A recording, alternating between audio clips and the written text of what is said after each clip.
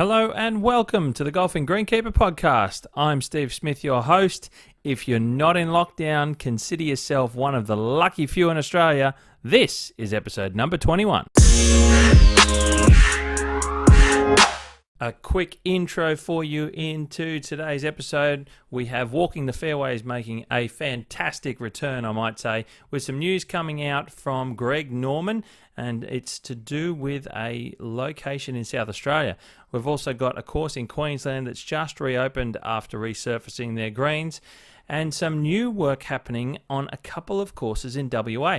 Now, I'll also have on the podcast today a chat with Loch and Leesh, who are the couple behind Finding Fairways Australia, and they're embarking on an amazing adventure around Australia itself, and you guessed it, they're finding some fairways to play golf on. All that coming up. Let's get stuck into Walking the Fairways. Welcome once again to Walking the Fairways, which makes a fantastic return to my podcast so I can keep you up to date. Let's kick it off straight up where we go into South Australia. Now, earlier in July, Greg Norman and his Greg Norman golf course design firm had come out with an announcement of the relaunch of a Port Lincoln golf course residential project down on the Eyre Peninsula in South Australia in partnership with Dean Lucan Jr. You're probably wondering, where do I know that name, Dean Lucan, from? Have I heard it before? Well, you have. I'm sure you have. Now, Dean Lucan Jr. is the son of one of our greatest Australian Olympian stories, greatest Australian Olympic stories in general, and his name is Dean Lucan Sr., basically Dean Lucan as we knew it, and he won gold for us in the super heavyweight division of the weightlifting in the 1984 LA Games. And Dean Lucan these days is half the size of the man he was back then, but he won a gold medal, and it was a hell of a story, which you may or may not have heard about, I'm sure, in years gone by. Now, this is a relaunch of a previous project, as I mentioned, that obviously stalled after it was announced back in 2012. But look, the master plan development is a big deal, and they're obviously hoping for things to really kick right off after this recent announcement. It's a big deal because they're talking about being around a $600 to $700 million exercise. Now, that is how big a deal it is. That's huge. From a golf point of view, it's possibly got good bones already, being on the side of a former BHP sand mine to start off with. So, look, that always makes things fantastic. Anywhere that you know you've got plenty of sand, and BHP would have known that, and they would have been hunting for it. So, it's a defunct site now, and it looks like they want it to be part of this big master plan development. A little bit of a gimmicky side to it, possibly, is the original concept design that was immediately released by Lucan of a few holes at the centre of the golf course being in the shape of a giant, wait for it, a giant shark. Does look a little bit average at best, but hey, look, each to their own, I guess. And we've seen this at plenty of places. You see it on a lot of resort courses around the world. Riverside Oaks and the Bungle course in Western Sydney, for example, they've got a bunker on their 18th that's in the shape of the logo of Riverside Oaks.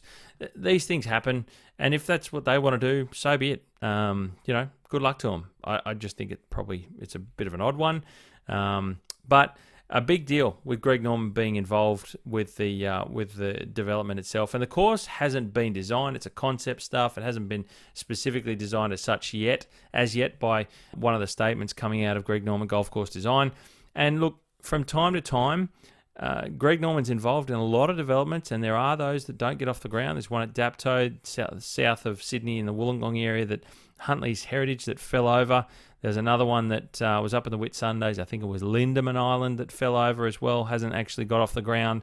But this one's come back from 2012. So it's been 9 years, and the Lucans are getting this one off the ground, and they reckon that they're going to go with it this time. So we'll see how things go, and we'll try and keep you up to date about this deal at Port Lincoln. Now, from Port Lincoln in South Australia, we jump east. We stay in South Australia. We go over the Spencer Gulf, across the Yorke Peninsula, and straight past St Vincent Golf into Adelaide's eastern suburbs to Glenelg Golf Club. Now, there's been plenty happening at Glenelg with the removal, just to name a few, with the removal of a bunker on the 6th fairway, and they've returfed over it. They've got rid of that and eliminated it from the hole altogether. And they've started construction work on some mounding and a new bunker on the right-hand side of the hole. Now, if you know the golf course, and I've never been there myself, you'll probably know where I'm talking about, and it's going to slightly adjust how the hole's played. So one to keep an eye on, and we'll see how this unfolds at Glenelg. But some interesting changes happening there. They've also planted out the carry area on their par 3 16th hole as you close out your round as well there at Glenelg. So a few things going on through the winter months at Glenelg in South Australia, which is good to see. We move into Queensland now, and earlier in July, we saw the reopening of the Pines course at Sanctuary Cove Golf Resort there on the Gold Coast. And that's been closed since earlier in the start of 2021, with all 18 greens being resurfaced with Tiff Eagle Cooch under the skillful direction of Superintendent Paul McLean. Now, Paul and his team have done a fantastic job getting the new surfaces up and open for play, and I can say from what I saw when I was there earlier this year, a couple of months ago, I saw them in the mid-growing phase. They were fantastic then. They were growing in very, very well, and they're going to be magical surfaces. Magical surfaces. And you can see a little bit about that if you like. You can go back to one of my previous IGTVs on my Instagram page where I interviewed Paul on the, I think it was the 18th green of the Pines course, and we talked a little bit about the Tiff Eagle and showed you some images of the surface growing in, which is sensational. It's going to be a great surface. And Tiff Eagle is one of the more modern cooches now for warm season and warm climates as a warm season grass for green surfaces. And it's got great results, great reviews, certainly across the world, which is why at Sanctuary Cove they've wanted to bring it in for their Pines, which is probably their sort of more well-known courses there at Sanctuary Cove of the two tracks they have. And the Pines is, well, it's the only Arnold Palmer designed golf course in Australia. So there you go. Good stuff. And we stay on the Gold Coast. We go to Lynx Hope Island, which they've officially opened their new par 3 full water carry 9th hole. It's been a few months in waiting, and now their members and visitors can enjoy the challenge of Hope Island with a new 9th hole, which I'm sure will be fun to play in the closing stages of your front 9 scores. So that was built earlier in the year by Golf Spectrum and Nathan Bradbury, the man behind that business, the golf construction company. The team at Lynx Hope Island have been growing it in very, very well over the last couple of months, even though it's into the slower times of the year.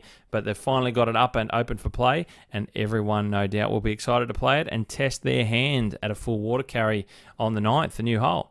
Now, we stay in Queensland and we move north to the Sunshine Coast to Caloundra Golf Club. And they've been busy during the winter months as well, like it sounds like a lot of people have been. And they've been doing some more bunker reshaping done on some of the holes, including the large fairway bunker on the first hole, and also the left greenside bunker of the first, the 11th greenside bunker, and also the 12th greenside bunker. So there's a bit going on there. They've changed the shapes, they've adjusted the look and the way that those bunkers will play. Now, so there's a little bit of work happening in their bunkers there at Caloundra. Great to see.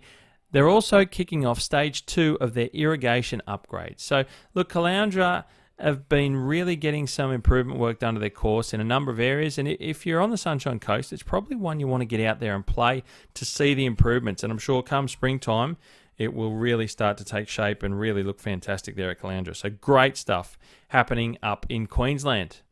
Now we bounce all the way over to Western Australia to Kalgoorlie Golf Club, the wonderful desert golf course Graham Marsh designed that is Kalgoorlie Golf Club.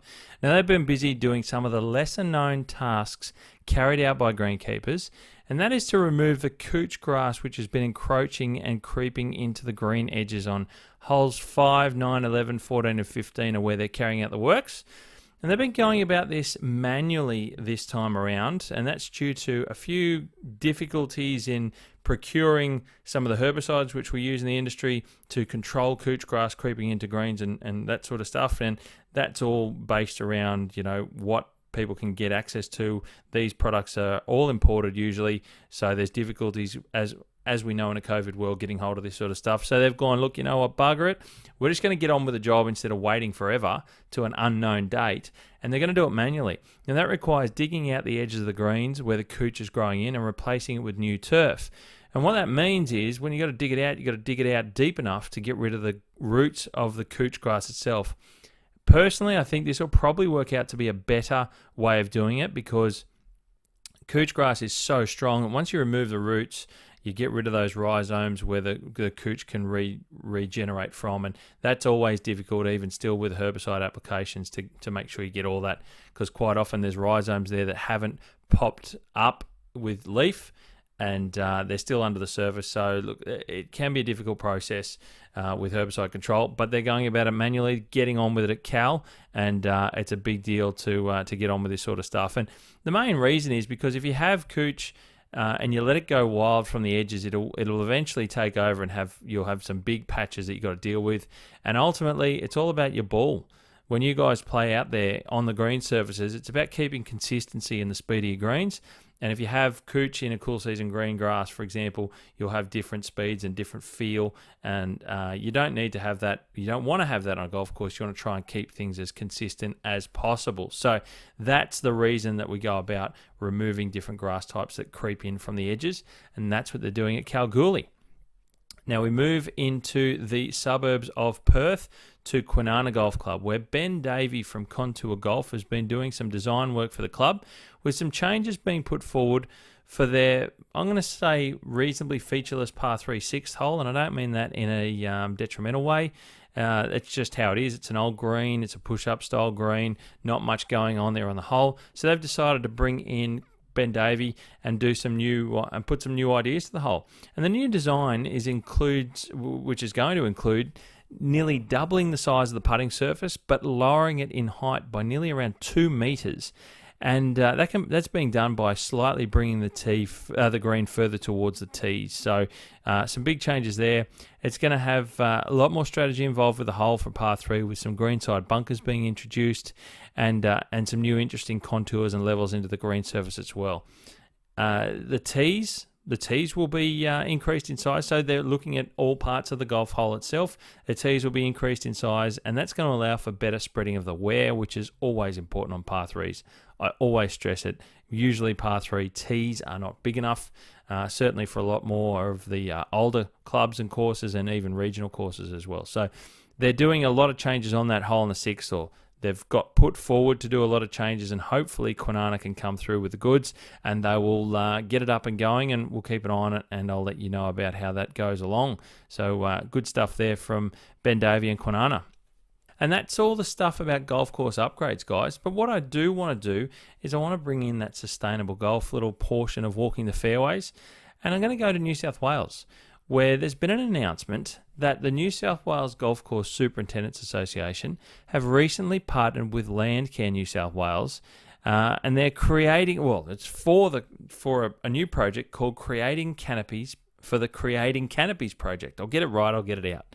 Creating Canopies Project, and that's the partnership that they're involved with. Now, this project is designed to allow for the planting of local tree species within the mapped urban heat island of the Sydney metro area. Now, the idea of that is to help minimise the heating from the urban area by increasing the canopy as much as what I just said. And Landcare New South Wales have funding to plant around 100,000 trees, focusing on the areas with the high urban heat issues. So they've nominated golf courses in that area, all the golf courses in that region. If they're members of the New South Wales Association, they can get access to part of this funding for the 100,000 trees. And in addition to the free trees, Landcare New South Wales can provide advice on the right species for the area where the golf courses are located to make sure that they're endemic to the area. And they will also organise volunteers for larger planting events so that they can assist the golf club with doing it. So basically they're saying, look, if the golf club's going to want to do this stuff to their course and increase some of their trees and plant out some areas with trees, Landcare are going to offer them access to paying for the supply of the trees, but also getting them in the ground. And that's a great partnership to have. So look, I love to hear about this stuff because there are plenty of amenity areas out there on plenty of courses that are out of the way that should be rehabilitated, in my opinion, back to their native environment. And that's, you go and look at some of the best courses in the country and they weave around in local, endemic, natural areas. And that's what they're trying to do in plenty of other courses. We heard about what Nathan Bradbury, the superintendent of Eastlake, has done on the eastern suburbs of Sydney, winning the Claude Crockford Award for all the work that he's put forward and the club's doing together as well to rehabilitate a lot of areas on the course. We hear about what they want to do at Royal Sydney, for example, with the same sorts of thing with the eastern suburbs, Banksia Scrub, native areas too. So These things are important to bring into golf courses, and I've talked about some of the South Australian clubs doing their work in rehabilitating areas as well. What I will say though, and there's plenty of areas on golf courses that are maintained turf that just don't need to be, but I will say this. I will say that I want to see golf courses that take up this new project and this opportunity to do the appropriate planning to designate the areas suitable for this type of work so that it's sustainable. Not only sustainable to achieve the desired outcome of increasing canopy cover, but obviously also improving the golf course in a way that doesn't mean in 10 years from now, all those trees that they've planted will need to be trimmed or removed or cut back or done whatever because they've grown too large for the area that they selected, which ultimately may have been the wrong area. Do your homework. If you're a member at a club and you mention this to them, to your boards, committees, if you're a committee member and you're listening to this in New South Wales, do your homework. If you're going to access this and be part of this partnership and the sustainability initiative from New South Wales Golf Course Superintendents Association with Landcare, if you're going to be part of it, do your homework and do it properly. Designate areas to rehabilitate and really make sure that it's something that's going to be a long-term asset and improvement to the golf course and not just a temporary, we'll go and get 500 plants and we'll just whack them out here. That's just the worst scenario, and we've seen overplantings and encroachment from trees into closing whole corridors and all that sort of stuff. So it's about doing it properly, working out where to go, and this can be a real asset to any golf course and any golf club in New South Wales, certainly in the Sydney area where it's targeting. It's just going to improve those areas, and we love to see it. And I'll keep talking about sustainable golf. And that's Walking the Fairways, guys. A quick return to it, and I hope you've enjoyed being updated by it. Now let's get stuck into a new segment with Loch and Leesh.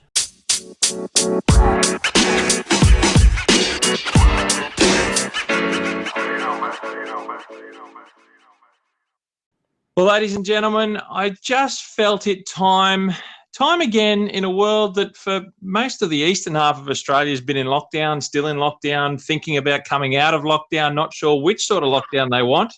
But I feel that we need to talk about a bit of golf. Feel like we need to get out of our cages a little bit somehow, some way, and let's do it with a conversation. And I want to introduce you to a couple that I met in Sydney.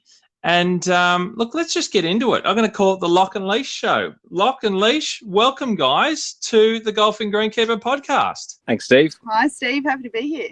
Thank you so much for coming along. Look, I think back to, what was it? Was it earlier this year when, of course, in Sydney we could get out and about, but we sort of caught up with each other by sheer chance at the Players Series at Bonnie Doon, wasn't it? Was it earlier this year? Yeah, it feels like a long time ago, the Players Series. But yeah, that was at our home course, Bonnie Doon. That's right. And of course, you're members at Bonnie Doon. So was it, out of curiosity, what was it like seeing a tournament basically at your home club? Because that's not something we often get to see either. It was actually good because, it's annoying that the course closes down for a week because you want to play as much golf as possible. Yeah, sure. But it was good to see how the pros approach the course. Like those guys are hitting the balls into spots that the average golfer isn't generally getting to. So it's good to see how they attack the course, and they can get themselves into just as much trouble as the amateur as well in a few of the native areas. Yeah. Interesting. Very interesting. So, look, a little introduction to everyone from you guys. Like I said, we met at Bonnie Doon at your home course. Now, you guys are a couple that got into golf together. Tell us a little bit about how together you sort of embarked into the sport that we all know and love as golf. How did that happen? God, I think it was through me, actually, Steve. Weirdly enough, something we don't often hear. I know, and it was because I started a job at a bank, and pretty much all the guys in my team played golf, and they bonded through golf. And I thought, well, yeah, if I'm going to fit in with this team, then I better learn how to play. Sure. Yeah, and I think I thought it was going to be quite an easy game, and I'd just go and get a few lessons, and I'd be right. And then quickly learn that is not the case. A great air of optimism there. I love that. Yeah, just absolutely naive as anything. So, yeah, kind of learned the hard way that it's a very difficult game, but a very fun one. So I think that's how I started. Yeah, then once Leesh started playing, I I was like, oh, I used to dabble a little bit back in high school, you know, summer holidays. You just go out with your mates and have a hit. And then Leesh was like, I'm going to get into this golf thing. I was like, oh, I don't mind if I do. You know, I was playing Aussie rules at the time. Yep. That was slowly dwindling with injuries. You know, when you're 25, you think you can play forever. But then Sure. 3 season-ending injuries quickly brought that to a halt. Yeah, right. Yeah, and then just jumped on the bandwagon like Leesh and just went all in. So I'm going to ask you, just knowing that it was kind of a little bit in a reverse role. I think because more often than not, I think guys are the ones out playing golf and they get their wives involved. It's a way to sort of get them together, or their girlfriends, whatever it might be. But Leesh, for you, and I suppose getting into golf with the group at work and that sort of thing, what was it like in a little bit in reverse where you got Loch out to join you for golf? Was it something that you enjoyed, that side of things? And how was that competitiveness between, you know, you guys as partners and males and females? How does that work about?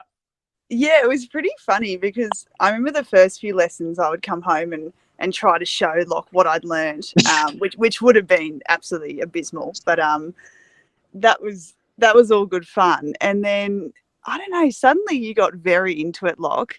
And I remember playing early on, and we were both pretty rubbish at that stage. But I think I remember Loch being a bit fearful that I was going to be better than him, which is just pretty funny now because he is much better than I'll ever be. But yeah, it was just kind of funny. And then it was also a bit interesting as to how we got involved in Bonnie Doon, because I just happened to hear about this program called Girls on the Green, which is run by Denise Hutton, one of the pros there, and she's amazing, and she's probably one of the main reasons that I actually, you know, enjoy playing golf.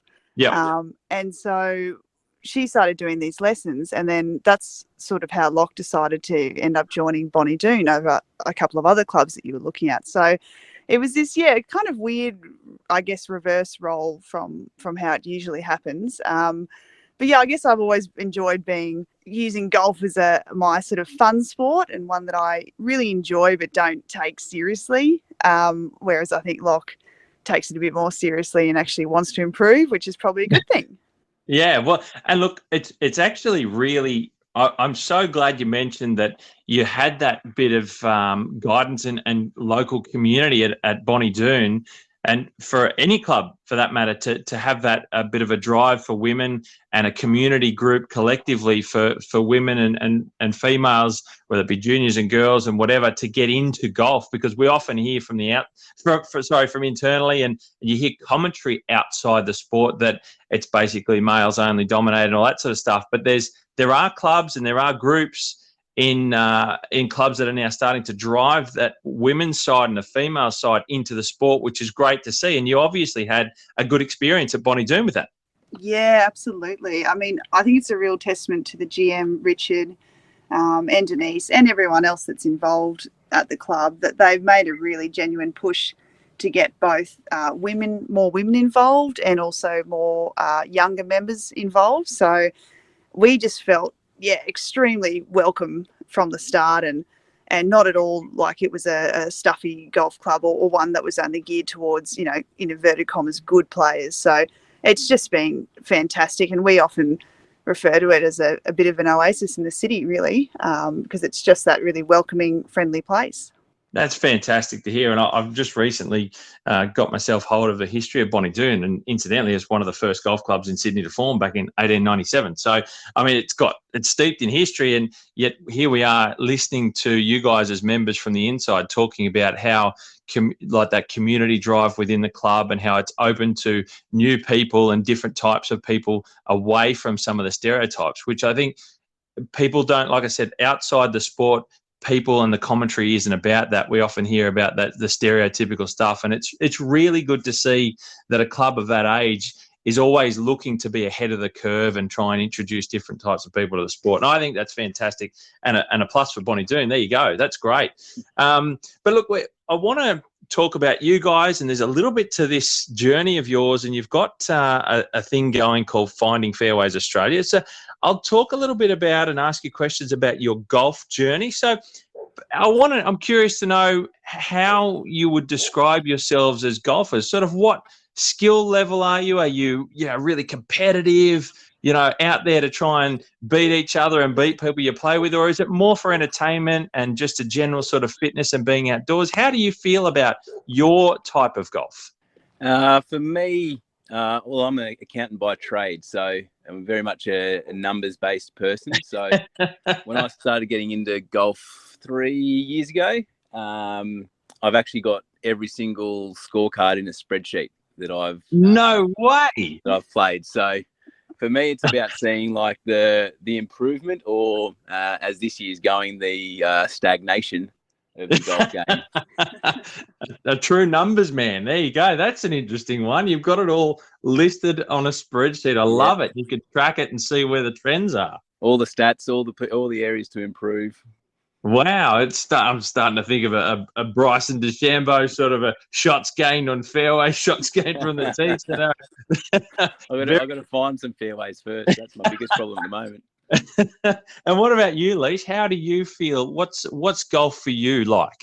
Oh gosh, I describe myself as happily a beginner who's had a lot. I don't really, for me, it's a fun thing to do, and it's a nice way to spend time with people that's, outdoors, generally in a lovely landscaped environment, and, you're being active, you're challenging yourself, but it's about having fun. So that's what I love about the sport. And there was a long time when I didn't even keep score. I think I was only convinced to get a handicap because I had an Ambrose work corporate day coming up, and Loch said, look, if you go and get a really high handicap, that'll really help out your team. Hello. We've got a ring in. We've got the ring in of the team. Exactly. So I'm a happy 45 contribution. That doesn't really, might make the odd lucky putt, but that's about it on a corporate day. So that's my value. And it's great to hear. It's funny because I've sort of gone in reverse myself. I started out young and being competitive, and now when I play, it's purely for enjoyment, entertainment, and to enjoy other people's company when you're allowed in brackets. But that's great to hear that you kind of got your own different personal ways of enjoying the sport as well, and whether it's through self-improvement, a little bit of that sort of stuff, but enjoyment with people and different sort of, I suppose, experiences in golf as well. That's really good to hear, because we often, again, I think of stereotypes, and there's this often commentary most pertinent at the moment about golf is that it's just about people going out to compete and only compete against each other or against their handicap, and less so about whether it be leisurely fitness or enjoyment or entertainment just with each other's company and that sort of stuff. So good to see that you guys see it that way as well, which I love to hear, because that's how I view it. Let's talk a little bit about Finding Fairways Australia. And I've mentioned at the start of this interview that you're on a journey. You've got a camper van together, or a van together, and convert it. Tell us what this... And I say this because anyone listening, if you haven't already thought about it, go and look up Finding Fairways Oz, AUS, on Instagram, and they've got a website, these guys. Tell us about this journey. What are you guys embarking on at the moment? Now, I've got you on the phone here. You're in some part of northwestern Queensland. Yeah, we're currently in the camping area at Mount Isa Golf Club. So $10 a night. We're parked up here looking over the fairway. I'm not sure what hole it is. we're both going to go out tomorrow morning and play. So nice. Nice. But it all started the journey with at the start of the year. Leesh got made redundant in her job. Right. I think that would have made things tough. You got to think about what's next, I suppose, in a very tumultuous period of society. Yeah, well, we were a bit lucky that we don't have any, animals, kids, mortgages, things like that. So, yep, we were at least sort of had this sort of pipe dream of just buying a van and converting it. And once Leesh gets an idea in her head, she pretty much just does it straight away. I think bought a van within 2 weeks after that. Yeah, right. And then somehow convinced me to take 6 months off work, which they had to get. I gave them 6 months warning, so they had to get that through their mindsets as well. Yeah, And sure. I basically drove the van up to Queensland and said, "Hey, Dad, do you want to help me convert this camper van?" And yeah, we had a very busy 3 weeks with absolutely no knowledge doing that, but it was a lot of fun. Wow. Yeah, and then I guess the golf part just kind of came about pretty naturally because we thought, well, we're going to be exploring a lot of small towns in Australia. Yep.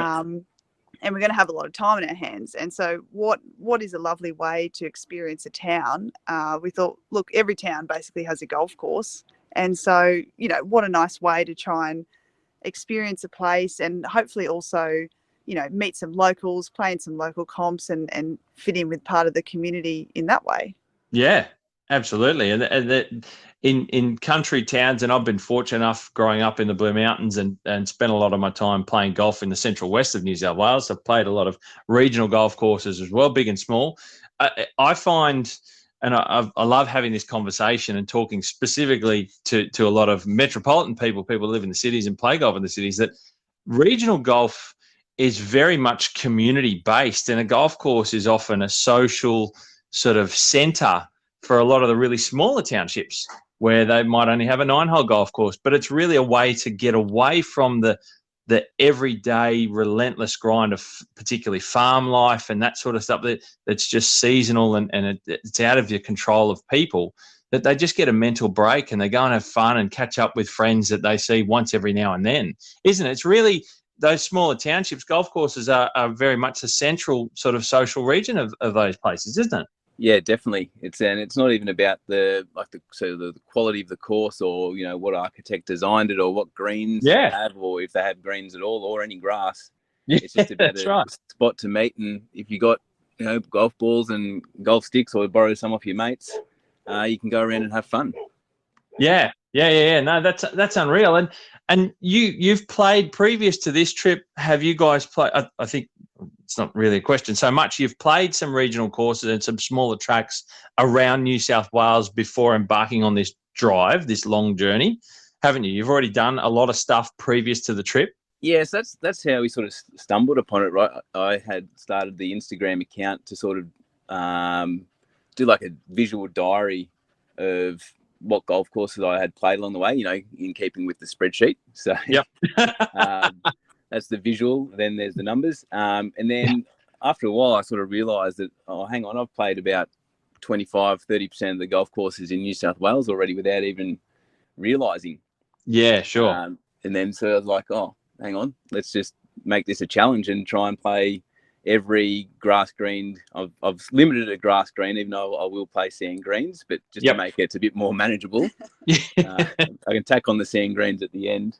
But just that would be a cool challenge to do. Not necessarily this year, but over the course of the next few years that'd be a cool thing to do. People are trying to chase the top 100 courses. I'm just trying to chase the every golf course in New South Wales, their home state. That's awesome. That's look, and I've seen some of the 9-hole like country track. Like I said, I've played some of the more established ones in Pennants and stuff when I was younger, and some of the Orange and the Mudgees and some of those areas around central New South Wales, and I've seen some of the really unknowns that you've played as well, and that's a little bit what you're doing. You're playing courses that people wouldn't even know exist so far already, haven't you? Yeah, definitely. And that's I love the golf travel aspect about golf. I sort of see, your weekly round at your home club as sort of like a prelude to a golf trip. And that's when the real golf experience comes out. I love that. Love the mix of travel and golf. So then whenever there's an opportunity to go play a course, I do as much research as possible. And a lot of these small country tracks actually don't have any information on them. So the purpose of the website's to actually give some of these smaller country courses a bit of kudos that they deserve, because they're actually quite fun and interesting courses without, having an architect particularly design it. It's just natural landscape. I wouldn't call it links land, but it's just literally the lay of the land and the way they route the holes. Yeah, so your website with you got your blog posts and your reviews about some of the courses, and you've got a map there on the ones that you guys have played and things like that.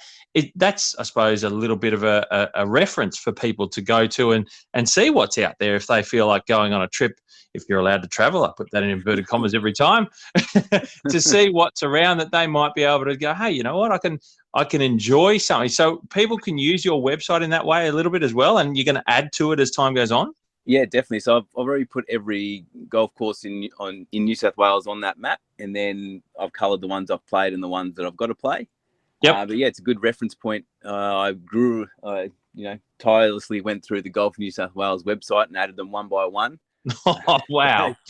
That took a little bit of time, but it's there for everyone to use. So I encourage anyone who wants to do a New South Wales golf trip to jump on there. And, you might go, I want to go to Orange. What courses around Orange can I add on to that trip? You obviously done your leagues, which is where I grew up. And then you can add on a Blaney, which is an awesome 9-hole course, quirky, short. And then there's other courses around the area like Forbes and Oberon, which Forbes has some of the best greens I've played on. Yeah, Forbes is well known in the area. Obviously, Oberon, I know Oberon. I've played Oberon many times. It's built on the side of a mountain, basically, but runs down to Lake Oberon, which is beautiful views from the top of the hill. And like you said, Blaney, a lot of people don't know. It's a great little 9-hole. It's got grass greens, which again, people don't even, they assume that has sand greens, and it's there's these golf courses in these corners of country areas, which are fantastic to go and play 9 holes, especially if you're going on a little driving holiday and you're only able to escape within your state, for example. I think it's a great resource and reference that people can use your website. So, look, I think, mate, that's fantastic, and good to see that you're giving that to everyone with all your hard work and the enjoyment that you guys are having on your journey so far. You'll keep adding to it, and that's great for everyone to utilise. I think that's fantastic. And I'll ask you a little bit on, you touched on that their golf courses laid out just on the paddocks that they're in, or the farmland that the ground is, that where they're putting these courses, no real names and architects or designers quite often. What are your thoughts on course condition relative to sort of enjoyment level? Because a lot of people, let's face it, in metro areas where we're pretty much, we have it at our disposal that we're expecting a great quality golf course, a high level expectation. You get to regional areas, it's not quite maintained to that level because they don't have the money or the staff or the resources. Do you still find it enjoyable when you come across something that's unknown? You drive along, what's at this town? We're stopping for the next couple of nights. Let's have a look at their 9-holer or whatever it might be. Can you still get that great level of enjoyment out on a country golf course? I think you can. What do you guys think? Yeah, I found it really interesting, actually. So we played Emerald a few days ago, and I just sort of thought, we drove past it quickly and, there's plenty of grass. That looks great. And then got on the course, and there was, a fair bit of sort of dirt fairways, I would say. Yeah, there needed some rain up there. Yeah. And that was a bit of I guess it just took me a few holes to get my head around, hey, this is just what it's like. And, Loch said, look, you can do preferred lies. And in some places there wasn't even a spot within 20 metres to put a little tuft of grass to do a preferred lie. So once I got my head around it, it was much more fun. And I think it's just about your attitude, right? Because then we played Winton yesterday afternoon just on a whim because we drove past it. It was sort of 4 p.m. We thought, well, we could either go to our campsite, our free camp, or we could just go and play this course with a couple of beers on our own. And that was absolutely brilliant fun. And there was barely a speckle of grass, sand greens, and just incredible, difference in condition and landscape to say Bonnie Doon. But we just had the most fantastic time and just embraced it. So I think it's all about your attitude. Hey, look, I agree, and I love the story. I love this. We're just driving through, saw the golf course, thought, do we play there or do we go to our campsite? Let's grab a couple of beers and go for a round of golf. That is literally what happened, yeah. These small towns, like as you're driving in, they'll all have signs to the golf course because it is one of the meeting places, right? Like you're driving in and you just follow the signs and you'll find the golf course if it's got one.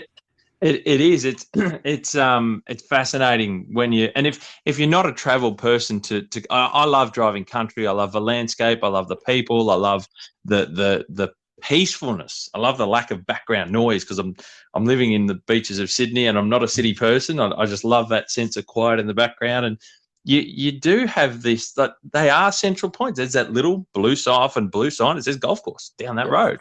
And sometimes it starts out tar for the first 15 metres and it's dirt. And you're off on your way.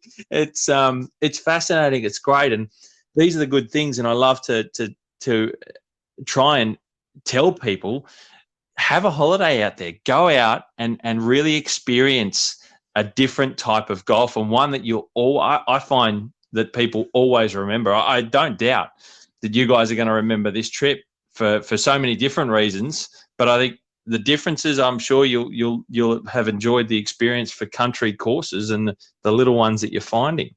And look, what is it that is there anything in particular that you find entertaining about playing golf? We talked a little bit about your enjoyment and that competitiveness. Leesh, is it for you that is it just being out? Because I know you do a lot of running and walking as well out in the bush. Do you find it enjoyable and the peace and quiet out there sometimes and less busy lifestyle, that sort of thing?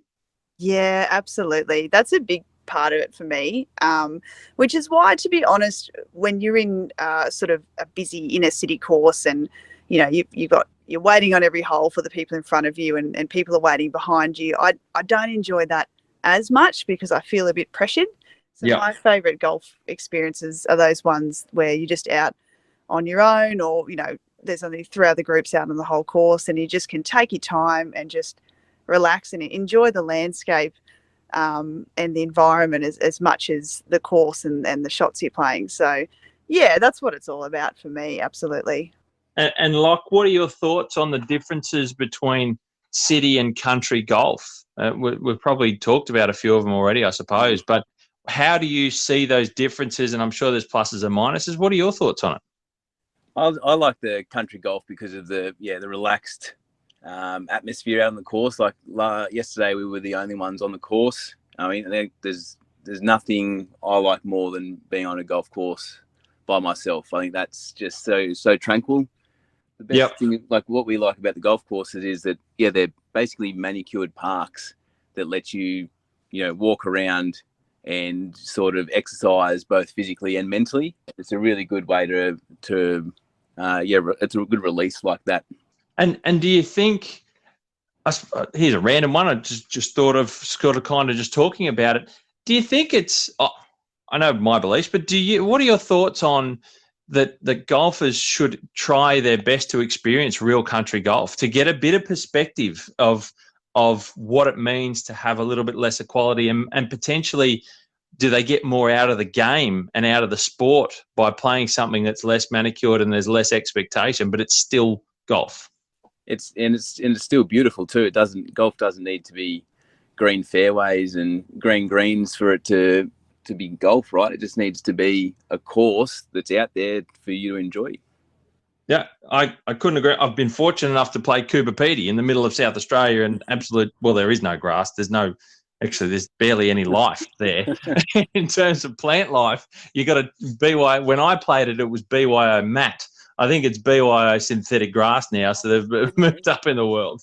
But you can play on a golf course anywhere and still have that sense of enjoyment. It's look, I just think it's fantastic that opportunity exists for different types of golf, and there's so many different types of golf in this country.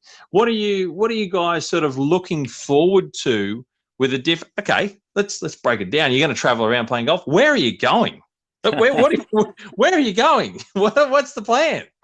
Yes, this trip's been about 6 months in the making, and it's changed more times that we can count. The trip came up because of COVID, so we can't blame COVID for it changing our plans. But we were originally going to go across the south through Broken Hill over to WA that way, but we had to pivot quite late in the piece due to the Sydney lockdown. We had to get out of there, go to Orange, then go up to Warwick, Queensland, where Leesh's family's from.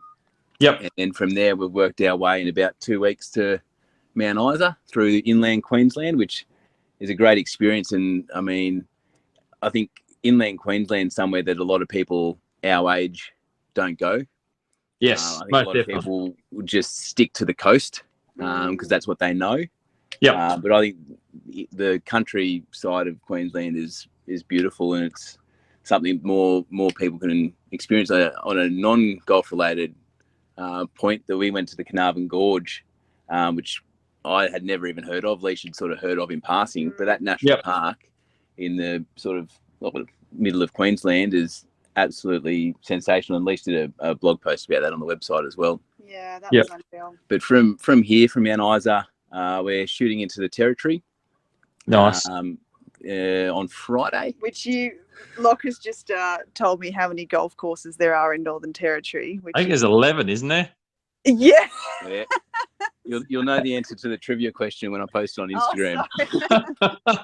I think I know, for some strange reason, I know that there's 11. I don't know. Don't even ask me how I know that. Yeah, we'll be playing Tennant Creek on Saturday. Oh, nice. And then from the Territory, we're really keen to, like, the whole idea of the trip was really to get to WA, somewhere where we won't have this sort of experience again, because to drive there takes so long. You'd only be able to sort of fly to Perth or Broome and hire a car from there, really. Did McGowan build a Trump wall for WA? Is anyone allowed in? I suppose we don't really know. You'll find out when you get to the border. Yeah. We've got to hang out for at least 2 weeks in the NT and then hope for the best. Yeah, right. Well, I suppose we'll see you in the NT. Is that how it goes? That's right. So, okay, you get across into WA, and what is there parts of WA? Again, I've been fortunate enough to go to a lot of places in the country, so I do love talking about golf travel with people. You're coming in from the north, so I assume what's up there? Is Port Hedland? Is it Kununurra? Is up that way? I can't remember. Where are you looking to go from the northwest side? To be honest, I've been up that way once through my old job on a mine site, but apart from that, I have no idea what is there except for Marble Bar, the hottest place in Australia. So yes, I know. There's a lot of vacant space up there, I'll be honest. Yeah, but so I think beautiful landscape. That's really talk about a place to take it all in as you're driving, 1,000 kilometres through the countryside. I think obviously we know about Broome and those sorts of places that are magnificent, but colours and textures and different changing landscapes, it's going to be mind-blowing. Yeah, I think it will be incredible. And we've just enjoyed that today, actually, even driving from Winton to Mount Isa, seeing that change from sort of these grassy plains to virtually nothing to suddenly these kind of hills and rocky outcrops has just been amazing. So we're looking forward to seeing more of that. But I guess the first, main destination for us in WA will be the Ningaloo Reef. Oh, wow. Yep. Yeah, which whale shark. Is that whale shark territory? I think it is. Yeah, I don't know if we'll make it for the season there, but I'm sure we'll be able to do some great stuff. And then we kind of want to head down to the southern part of WA and spend a lot of time around there, because there's a million beautiful national parks and places like that to explore. So I think that's really the main aim for us, is to go and spend a good chunk of time there, ideally up to 2 months. So we'll see how we go. Oh, wow, that sounds incredible. And look, I've got no doubt some of the smaller mining areas will have, there's going to be the odd 9-hole track that I'm sure you'll be able to have a hit around as it's not quite, well, okay, here's another one for you. You get down the southwest in the southern western corner of WA, where it's beautiful, and you get the different temperate forests again, and you start to get the odd sort of those beautiful timber country that they have around Pemberton and Manjimup and so on. Esperance is lovely with the sands, and then you got Kalgoorlie with the and they've got a beautiful golf course now at Kalgoorlie. That's mind blowing. But are you coming back across the Nullarbor? Is one question that I've got. Yeah, we will be coming back across the Nullarbor. We were planning on not going up to the northwest of WA at all. So having to come across the top, we're doing the full lap now rather than. So we'll only get to play the Nullarbor links once. That's where I'm going. So you will be playing the Nullarbor. Is that on your list? Absolutely. Wow. It's at the top of the list. Every time we see a grey nomad with the Nullarbor link sticker, we point it out. Yeah, we're very excited about that. Oh, that's fascinating. Now, I have spoken about this. I had a golf travel segment again with the nomadic golfer, Tony Ellis, on a podcast a little while ago of me, and I asked him the same question. And I'm always fascinated to hear whether people are going to play the Nullarbor links. And for those that don't know, it's the longest golf course in the world, and it's played over hundreds of kilometres across the flattest plain in Australia. And it's something that very few people have the opportunity to do because it crosses states as well. It's from South Australia to WA or in reverse. So that's going to be really interesting to see when you get to there. So, and then, we're talking, what was it, a couple of months to do your full journey? How long's your full trip taking? 6 months? 6 months. So then, from WA, we'll shoot into South Australia and then from there to Victoria and then back home to New South Wales. If indeed you can get back in by the time. That's right. That's the plan, but no doubt it'll change again. Yeah, I should mention though that we before we started, we sat down and I said to Loch, okay, you've got to come up with 10 golf courses that you absolutely have to play on this trip. Oh, I like that.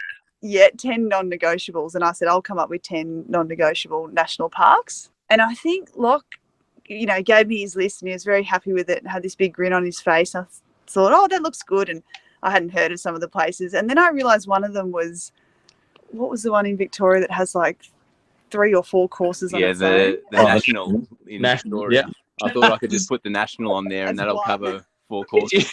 You grouped it into one, did you? Yeah. Yeah. Nice work. So I'll just slide that one in nicely. She won't pick that one. But I think okay. Of those 10 courses, I feel like maybe 7 of them are in Victoria, right? You pretty much had them all. Yeah, I picked 2 in each state, and then I think 4 or so in Victoria. Wow. I think Victoria just seems to be and I haven't played any golf in Victoria, to be honest. So that seems to be the golf capital of Australia. It's magnificent. The country down there is just so beautiful for golf, and many reasons why I think a lot of other places may have missed the mark in time, but Victoria is it. I think now that I've been there a couple of times, I can understand why. I never really did before, not having travelled down that way. But mate, I can tell you now, you guys will have an absolute field day when you're down there, or field month, let's say, if you're down there travelling around. So, okay, can I ask you if you're allowed to tell the world? Can we tell the world what's on your list? I'm curious now. Oh, I've got to remember, and a few that I couldn't quite get on because of COVID as well. Like I think the ones in Queensland were going to be Brisbane Golf Club because it's a reciprocal, and Hamilton Island. Oh, Hamo is just spectacular. Yeah, but they got. But you can't get over there. Barred. What are the ones in WA? Kalgoorlie was one for sure. There you go. Yep, beautiful. There. And then over in South Royal Adelaide, which I've heard amazing things about. Yep. As well as Glenelg, which is another reciprocal. Very good. Got to make the use of those. Yeah, that's what they're there for. Absolutely. When you're doing a travel trip like this, that's fantastic. But I'm very keen to check out a lot of the Western Victorian golf courses, the smaller names along there. So, I guess they're not as small as what they used to be, such as Port Fairy, Warrnambool. There's a couple around the Grampians that I've heard good things about. But the way I find golf courses is just to jump on Google Maps and if you've looked at enough golf courses on Google Maps, which I'm sure a lot of your listeners have done, you can find them pretty. you know where to look in town for the golf course. I've recently had a chat with Ross Flanagan from the My Love of Golf podcast, and Ross, it's just a love of cartography. I think I could just stare at maps all day. My wife Bree just looks at me sometimes like I got 2 heads, and I'm just staring at Google Maps, just going, "What golf course is that one? Have I been there before?" I love it. Yeah, you check the river first, then you look for a bit of a water supply, and then if it's not there, you check the outskirts of town, and then No, What we do there. there's some wonderful things to see on Google Maps if you're into that sort of thing, and it's a great way of finding golf courses to travel. Look, I just think it's the whole trip you're embarking. I'm going to be so intrigued, as you know, to follow your journey for you guys of your trip around doing a full lap. Are you ducking into Tassie? Are you getting the ferry across the strait, or is that not included? No, we opted against Tassie. I was lucky enough to, just before Sydney lockdown, go down there with a few mates to Barnbugle.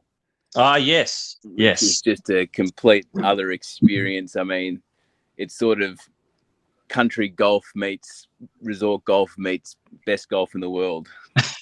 It's quite interesting, isn't it?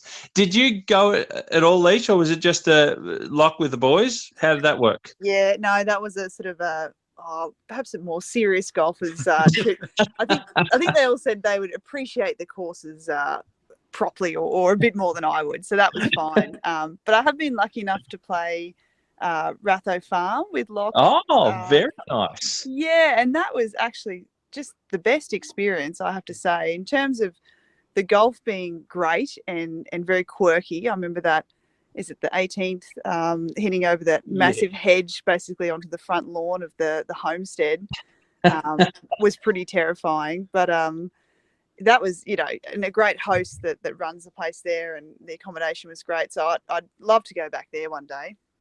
There you go. I think you might have one up on Loch. You didn't get down there, Loch. I've not been to Ratho Farm, but I think it's on everyone's list of golf in Australia. It's got a wonderful name. We were there together, actually, early very good. Golf journey. I think we were only about 3-6 months into golf at that stage. Yeah. Oh, wow. It was very early on, and that was eye-opening with the sheep on the course, the the fences around the square greens. Very cool spot. Tassie's going to be an absolute, world-class golf destination once those two Hobart courses open up, if it isn't already. No, well, that's right. They've just started work on 7 Mile, clearing some trees and getting the lay of the land down there under the Matt Goggin project with Mike Clayton involved. It's just going to be a spectacular site, and arm end with Craft and Mogford over on the Derwent in Hobart as well. It's just, look, I agree with you. And I think we all know that the climate that is Tasmania and the lay of the land, if you've ever been there, you know what it's like. And it's very akin to the British Isles. And I've not been to the British Isles, but people that I've spoken to have, comparing the two, and we compare the climates, obviously. The Scottish links that they have over there, the climate works. And that's why when you play a Barnbugle with the fescue surfaces and things, it's akin to the throwback to the homeland of golf, and that's why it works. It's purely from a climate perspective. So you've been there, you've experienced it. You're not going to do it on this trip, but you'll certainly be experiencing some incredible things in your golf tour, your grand tour, the Finding Fairways tour of Australia. It's going to be wonderful to see what you can show us. And I think the other thing is, being in these lockdown times, and it's a weird time of life, let's say it, because it's not happened for a very, very long time, that we can escape and watch what you're doing. We can escape and see some of these things that, for those who are, you're fortunate enough to be able to make it happen for you guys. And I think it's going to be wonderful for people to log on to Instagram and to follow your website and see the blogs and read about it. It's like reading a book and imagining being there with you. So I can only say thanks as well for taking up the journey, because it's not something that everyone can think about doing, or, let's face it, have the balls to do it. I think it's pretty ballsy to be able to say, well, for 6 months we're going to do this. And how are you feeling being a couple of weeks in? What are you, a couple of weeks in now, or a week in? Yeah, a week and a half about. So yeah, and it was a bit of a weird feeling taking off, in the midst of lockdowns and everyone else, facing a sort of pretty tough time, and with not a set time frame either in a lot of cases as to when it's going to change. So we have been feeling, I don't know if guilt's the right word, but just, it's a bit odd to be setting off on this grand adventure and to be doing something that a lot of people and a lot of our friends can't do at the moment. So yeah, yeah, we do sort of hope that it's, yeah, we're certainly thinking of everyone in lockdown a lot every day. And we hope that, yeah, what we're sort of doing and posting about does give you a bit of a sort of happy way to distract yourself perhaps from the day-to-day toughness of lockdown, because we've certainly lived that ourselves quite a bit. So yeah, we hope that it helps people to feel good and have an escape rather than feeling a bit sad they can't do it at the moment themselves. Yeah, and you know, you turn on your TV, if you look up some of the social media stuff that pops up in your feed, miraculously goes, hey, I'm here to yell at you with some bad news again. It's good to be able to tune into your channel and see what you guys are doing. And you are out there traveling around and showing us some wonderful parts of our country that I think hopefully I can say people will get a drive in themselves to want to be able to go out and experience it and go, wow, you know what, I've heard about that place, or look at those images. I'd love to do that. Why can't I do it with my family for a couple of weeks and something like that? So look, I think it's great, and I think all credit to you for being able to do it and make it work somehow. And you've talked about that you're going to have challenges along the way, which hopefully you can roll with and still continue on. I want to ask you, I don't think I've finished the question. Is there anywhere in particular you're most excited to see, whether it be golf or national parks, bushwalking? What experience do you have there at probably the one or two on your list that you can't wait to do? Yeah, for me, it's going to be Southwest WA, just for the national parks and the golf experience all in one.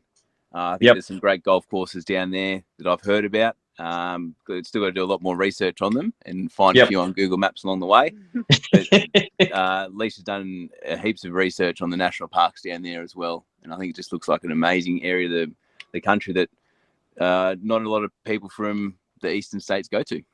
No, you're right. And look, it is fascinating. I've only been there once and I was quite young, but I can speak of it being, especially we come across the Nullarbor in from the west through Kalgoorlie. You're going to coming in for driving for endless days in an empty landscape. I think it will literally be the oasis you're craving by the time you get there, I think. But there's some wonderful country, and we know that there's beautiful wine regions down there. I don't know if that's your thing, but golf and wine tend to tie pretty well together these days. So absolutely, yeah. The Margaret River, we're looking forward to visiting that. Yes, that's very, very, very good to hear. And probably one last question I've got for you guys, that it's from a golf perspective, and you're both golfers. You haven't been into it as long as a lot of people, but certainly a lot of people are picking it up recently too. From a golf perspective, what do you think you'll get from this experience? Now, that's probably maybe a hard question to ask, but do you have something you go, look, I'm hoping to be surprised by it, or I'm thinking I might find this or that? What are your thoughts? For me, it's about finding those smaller golf courses that no one's really heard of. There's one the other day, Clifton Golf Club, which is near Warwick and near Allera, which I've done posts on before. And I had zero expectation for this golf course. A quick Google on their website said it was Ross Watson had done some redesign work there, and I was like, okay, that's interesting. And actual architects done work on this golf course that's in a town of about 100 people. It was Leesh and I and a couple of two other couples around on the course, and it was just one of those golf courses. This is how I'd sort of describe a golf course: is if you have fun, like that dictates whether the golf course is good or bad. If you have fun out there, and I don't think we weren't out there shooting any low scores or anything like that, but we both had just so much fun playing this golf course, and that's the experiences that I think we're probably both looking for in terms of golf.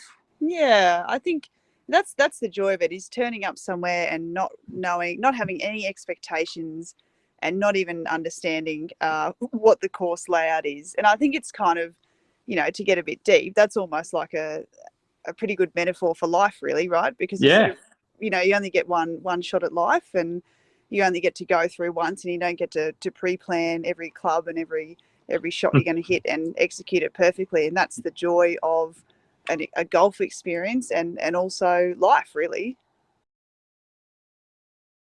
You said is the measure is, did you enjoy it? And that's different for every person. So, if you enjoy it, then it's great. It doesn't matter where you're playing. That's Absolutely exactly right. And look, it's so good to hear your enthusiasm. It's so good to hear the way that you're looking forward to seeing this experience unfold. And certainly from a golf perspective, which is at the end of the day, it's what I love as a passion. And I love talking to people about it. And I'm so grateful, like I said, to be able to have you on the podcast and talk to you about what your thoughts on golf are. And I hope people are able to get something from this conversation and from people like you, that golf isn't always about quality, specifically, or like you said, the layout or what names are attached to it. It's just about enjoying the sport. It's just about getting the most out of it and having a good time. And I reckon if you can do that and you can experience it different places, then you're going to, kick a lot of goals on your way around and enjoy your time doing it. So, look, Leesh and Loch, I do thank you so greatly for your time in the middle of Western Queensland, parked outside Mount Isa Golf Course. It's been so great to have you on the podcast to chat about your journey ahead. I can only wish you safe travels and say that I think we're all looking forward to following your journey on finding Fairways Australia. And what's the website? How do we find you? What's the Instagram? Are you on Facebook? Where do we get you? Yeah, so Instagram's Finding Fairways Oz, AUS, and it's the same website, findingfairwaysoz.com. Okay, wonderful. Just .com. Yep, just .com. Beautiful. And we can send messages to you on Instagram and talk about different things for people if they want to comment and that sort of stuff. It's open to those things. Definitely, if anyone's got any golf course recommendations, definitely shoot them our way. Oh, absolutely. There you go. If you're traveling through the northwest of WA in the middle of nowhere, you've got a recommendation for them, a recommendation for Loch and Leesh, let them know. Let them know. Look, guys, thank you so much again. All the best in your travels, and I hope that we can catch up maybe when you're halfway around down the southwest or something and talk about what you have experienced in a unique landscape such as Australia and seeing different things. So I really appreciate your time, guys. Thank you so much for being part of the Golf and Greenkeeper podcast. Yeah, thanks, Steve. And I'll have to get Leesh to listen to one of your episodes as well on the trip. Thanks so much. Thanks, Steve. Thanks, Steve. Bye. Bye.